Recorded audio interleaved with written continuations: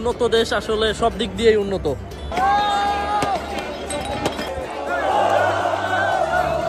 একটা ক্লাবের বিজয় উল্লাস যে এইভাবে সারা শহর করতে পারে, এটা নাপোলিতে না আসলে আসলে বোঝা যাইত না।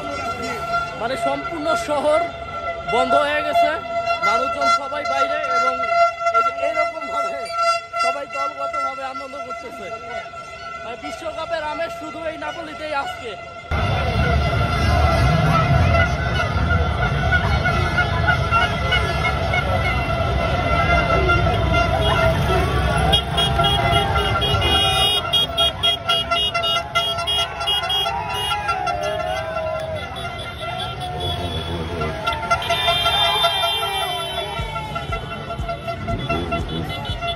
যত প্রকার 2 নাম্বার গাড়ি আছে, মানে যেগুলা আগে রাস্তায় চালাইতে পারতো না, চুরি করা গাড়ি বা ভাঙাচুরা ফিটনেস ছাড়া, সব গাড়িগুলো আজকে রাস্তায় বের করছে।